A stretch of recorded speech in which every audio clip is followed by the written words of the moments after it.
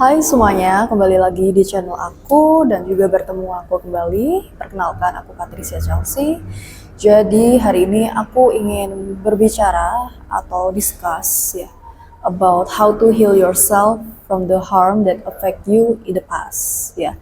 Alias gimana caranya supaya kita itu bisa sembuh dari pengalaman kita mendapatkan atau menerima perlakuan yang tidak baik dan menyakitkan untuk kita. Pasti kan kalau pengalaman yang seperti itu ya, khususnya mungkin kita menghadapi yang namanya pertentangan ya, gejolak, dinamika, atau problem secara pribadi dengan individu lainnya itu sangat-sangat wajar untuk terjadi. And it happens a lot in everyone's life ya. Jadi nggak cuma kamu aja, tapi ya banyak sekali orang yang mengalami itu. Bahkan mungkin setiap orang gitu loh mengalami hal itu, walaupun dengan kasus yang berbeda-beda, dan aku pun juga beberapa kali mengalami itu gitu. But it doesn't stop me from doing what I want to do and to be myself. Jadi gini, sebelum kita ke tahap ya gimana caranya kita supaya bisa sembuh, di sini kita harus memahami dan memegang mindset ini ya, bahwa walaupun kita punya problem, walaupun kita mendapatkan perlakuan yang menyakitkan atau tidak enak gitu ya, pengalaman yang tidak enak, dan itu menyakiti kita, merusak diri kita, bukan berarti kita akan berhenti untuk berkembang menjadi diri kita. Ngerti gak sih? Kayak ya udah, itu part yang memang sangat-sangat wajar untuk terjadi di everyday life-nya kita. Itu pasti harus terjadi. Ya attention-nya atau purpose-nya kita kembalikan ke dirinya kita, rather than atau instead kita memfokuskan ke orang itu, kita terlalu fokus pada subjektifnya. Nah ini aku akan bahas di step by step-nya. Langsung aja, yang pertama adalah recognize the hurt and be aware of things that have changed inside of you because of it. Aku tuh bawa laptop, nah aku udah catat poin-poinnya di sini. Jadi yang pertama, kita harus mengenali, menyadari ya, rasa sakit apa sih yang dirasakan. Misal kamu setelah kejadian itu kamu merasa tidak berdaya, kamu merasa diri kamu tidak pantas, kamu merasa kamu adalah the worst person ever gitu ya. Dia membuat, atau seseorang itu membuat kamu merasa sangat-sangat buruk gitu. Ya kamu recognize itu dulu, kamu sadari itu dulu, kamu perhatikan gitu ya, kamu harus bercermin kembali ke dalam diri kamu. Oh ternyata setelah kejadian itu aku tuh merasa seperti ini loh, aku merasa tersakiti loh. Tersakitinya ini seperti apa? Apakah tersakiti karena kamu ini merasa tidak berdaya, atau tersakiti karena kamu kecewa dengan orang ini, atau tersakiti karena kamu merasa dihianati oleh orang ini, atau gimana? Jadi be specific about your wounds, about your hurt gitu ya. Kamu harus mendefinisikan rasa sakit itu dulu. Baru kamu tuh ngerti, klik, oh ini loh ternyata titik masalahnya gitu. Dan kamu juga harus memahami gitu ya, aware, menyadari hal apa yang berubah di dalam diri kamu setelah kejadian itu, atau setelah kamu mengalami itu. Karena pasti kita nggak akan stay the same kan, sebelum mengalami itu dengan setelah mengalami itu pasti kita ada perubahan, entah perubahan secara self esteem, secara mindset, secara karakter, pasti ada yang berubah. Yang mungkin dulunya adalah orang yang percaya diri gitu ya, kamu adalah seseorang yang percaya diri, terus kamu menghadapi sesuatu yang harming you ya, atau menyakiti kamu menjadi orang yang tertutup. Kamu menjadi orang yang sangat berbeda 180 derajat gitu ya. Kamu jadi menutup diri, kamu jadi nggak percaya diri lagi, padahal orang-orang mengenalnya kamu adalah orang yang percaya diri. Jadi kamu harus lebih aware dengan perubahan-perubahan kecil itu ataupun besar ya. Itu supaya apa? Supaya kamu juga ngerti apa yang telah berubah, dan supaya kamu mengingat juga siapa diri kamu yang sebenarnya gitu. Yang kedua adalah validating your own wounds and unresolved emotions. Di sini kamu harus punya kemampuan untuk memvalidasi sendiri setiap luka yang kamu rasakan, setiap emosi yang belum sempat kamu cerna atau belum kamu alirkan ya. Karena gini, banyak orang tuh setelah tersakiti itu selalu berusaha untuk mencari validasi keluar. entah apapun dengan cara apapun.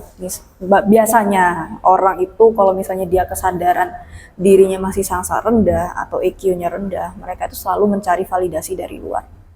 Ya, mencari simpati, ya, selalu mengumbar traumanya, mengumbar pengalaman rasa sakitnya ke orang yang bahkan dia nggak kenal. Terus kayak biasanya cari perhatian gitu ya. Orang-orang yang seperti itu sebenarnya kasihan karena mereka sendiri membutuhkan kemampuan untuk memvalidasi dirinya sendiri dan perasaannya dan lukanya. Tapi ya kalau orang yang dengan emotional intelligence-nya kurang, ya mereka akan seperti itu. Karakteristiknya akan termanifestasi seperti itu. Makanya di sini aku mengarahkan kalian untuk belajarlah memvalidasi perasaanmu sendiri, setiap apa yang kamu rasakan, setiap emosi yang belum kamu selesaikan atau belum kamu alirkan, karena itu penting banget untuk kamu memvalidasi itu terlebih dahulu. Caranya gimana sih memvalidasi? Kamu ngomong sama diri kamu sendiri bahwa, oke, aku merasa sedih karena ini. Aku merasa marah karena ini. Aku merasa kecewa karena ini. As simple as that gitu loh. Jadi lebih ke apa ya? Ya memvalidasi, mengkonfirmasi bahwa setiap perasaan yang kamu rasakan, setiap emosi yang kamu rasakan itu valid dan tidak salah untuk kamu rasakan. Ya. Ketiga, selanjutnya adalah accepting that it was affecting you and it happened to you. Jadi kamu harus menerima juga. Di sini udah mulai ke acceptance ya, tapi lebih ke arah kamu harus belajar untuk menerima bahwa hal itu, orang itu, kejadian itu memberikan dampak untuk kamu, menyakiti kamu, mengubah kamu, dan itu terjadi kepada kamu. Kamu harus menerima itu. Karena kalau misalnya kamu denial pun, ya nggak bisa, karena itu sudah terjadi kan in the past. Itu kan sudah terjadi di masa lalu, atau mungkin ya intinya udah terjadi kan. Gitu. Jadi kamu harus menerima bahwa ya aku nggak bisa mengubah apa-apa yang sudah terjadi dan itu sudah terjadi ke aku. Jadi kamu harus menerima ya iris what iris. Apa yang terjadi ya itulah yang terjadi. Gitu. Keempat adalah redirect the focus from subjective to objective. Meredireksi ya, apa sih bahasa Indonesianya? Mengubah sudut pandangnya dari yang kamu berfokus pada subjektif atau orangnya ke tentang apa yang bisa kamu lakukan dan kenapa kamu merasa seperti itu dengan kejadian itu, dengan orang itu. Jadi kita seringkali juga suka tanpa sadar itu lebih apa ya, jadinya baper, kasarannya baper sama orang yang udah melakukan itu atau baper sama kejadian itu yang membuat kita lebih mudah dikendalikan sama kejadian eksternal padahal itu udah terlewat, atau padahal kita juga masih punya pilihan untuk ya apa ya, untuk tidak buang-buang energi, untuk tidak fokus kepada itu saja. Instead kita harus fokus kepada ya apa yang ada di diri kita dan kenapa kok kita merasa seperti itu. Biasanya kita feeling in a certain way itu kan juga karena cerminan. Maksudnya gimana? Kita itu bisa merasakan sesuatu, kita bisa merasa tertrigger, itu pasti karena ada sesuatu yang unresolved di dalam dirinya kita. Jadi setiap kejadian, setiap orang yang kita temui itu sebenarnya adalah cerminnya kita, supaya kita lebih in touch, supaya kita lebih dekat dengan sisi dirinya kita yang selama ini kurang kita perhatikan. Jadi kalau misalnya kamu merasa tersakiti karena kamu kecewa dengan seseorang, bisa jadi memang lukamu adalah kamu terlalu takut kalau orang ini menjadi seseorang yang di luar ekspektasimu atau tidak sesuai dengan ekspektasimu, dan orang itu membuktikan bahwa memang dia tidak sesuai dengan ekspektasimu di awal. Makanya kamu sakit hati, makanya kamu kecewa. Nah, seperti itu contohnya. Kelima adalah forgive and accept yourself. Say sorry that let yourself be harmed. Di sini kamu harus memaafkan, kamu harus menerima, bukan orangnya atau kejadiannya, tetapi kamu harus memaafkan dan menerima dirimu terlebih dahulu. Kita tuh kan selalu dikasih tahu ya sama orang-orang atau mungkin di agama, atau mungkin kayak di tempat ibadah, atau motivator-motivator BS gitu kan. Maafkanlah orang itu, maafkan kejadian itu dan lain-lain. Tapi nyatanya, realitanya untuk orang-orang yang tersakiti, it's not that easy. Nggak gampang, dan aku juga merasakan. Nggak gampang loh, kayak untuk kita itu, setelah mengalami kejadian itu kita masih hancur, terus kita disuruh langsung memaafkan orang itu. Nggak bisa kan gitu.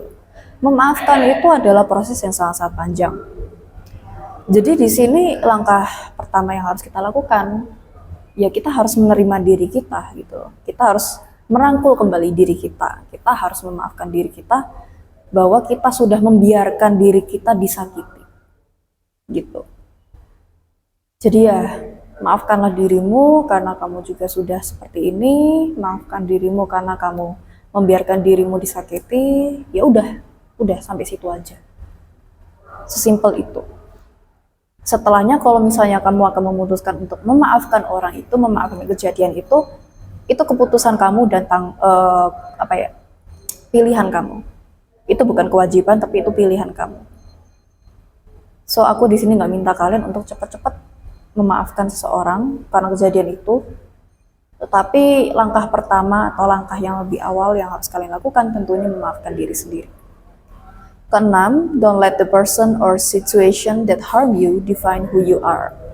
Banyak banget dari kita itu selalu mendefinisikan atau mencap diri kita, identitas diri kita dengan semua kejadian di masa lalu yang pernah terjadi. Misal, kamu membiarkan dirimu diketahui oleh teman-temanmu, oleh keluargamu, aku tuh disakitin loh dulu sama si A. Aku jadi kayak gini tuh gara-gara si A. Aku jadi kayak gini gara-gara kejadian itu. Jadi aku sekarang menjadi kayak gini. Jangan seperti itu. Itu sama aja dengan kita itu melabeli diri kita dengan rasa sakit. Kita melabeli diri kita dari trauma. Which is itu gak worth it sama sekali. Malah kita semakin jauh dari true self-nya kita atau diri kita yang sejati. Dan ketika kita melabeli diri kita dengan sesuatu atau pengalaman yang telah menyakiti kita, itu akan membuat kita juga semakin attracting pengalaman yang menyakitkan juga gitu loh. Jadi identitas kita ya, bagaimana kita melabeli diri kita, itu akan attracting hal yang sama. Ini aku akan bahas di YouTube lain ya, di video lainnya. Itu. Jadi kalian harus sangat-sangat aware dan hati-hati tentang bagaimana kita melabeli diri kita, bagaimana kita memasang ya identitas diri kita ke orang lain ataupun ke diri kita sendiri. Karena kalau masalah identitas itu tuh udah kayak kita tuh ngesetting tubuh biologisnya kita untuk merasa aman dengan identitas tersebut. Gitu. So hati-hati ya. Terakhir, putting more love and acceptance to yourself, protect it at all costs. Jadi setelah kamu mengalami proses yang panjang ini, kamu harus berfokus pada gimana caranya supaya kamu bisa menaruh cinta kasih yang lebih banyak untuk diri kamu sendiri, penerimaan, pemaafan ya, maksudnya memaafkan diri kamu. Udah fokus sih itu, bagaimana caranya supaya kamu tuh feeling content. Gimana caranya supaya kamu tuh merasa penuh tanpa kamu harus diisi dengan orang lain. Dan kamu harus menjaga itu, menjaga perasaan utuh itu, menjaga perasaan aman itu dengan diri kamu sendiri at all cost. Harga berapapun akan kamu bayar. Apapun itu pokoknya demi diri kamu sendiri. Itu adalah bentuk untuk kamu juga melindungi diri kamu supaya supaya kamu tidak secara tidak sadar itu nggak akan nyari-nyari lagi yang namanya validasi dari luar atau kebutuhan emosional dari luar gitu, yang mungkin akan attracting more hurting experience. Jadi kesimpulannya di sini dari apa yang aku sampaikan sih, berfokuslah kembali pada apa yang ada di dalam, apa yang memang bisa kamu olah kembali di dalam diri kamu, maafkan diri kamu dan terima diri kamu. Karena itu yang bisa kita kendalikan, bukan orangnya, bukan pengalamannya. Kita nggak bisa mengubah pengalamannya atau apa yang sudah terjadi. kita hanya membiarkan itu, ya udah menerima bahwa itu telah terjadi dan kita masih punya pilihan untuk menjadi seseorang yang pelan-pelan bisa sembuh lagi. Dan sembuh ini tentunya bukan dalam waktu yang singkat, pasti itu adalah perjalanan yang panjang, tapi tetap harus dijalani daripada nggak sama sekali.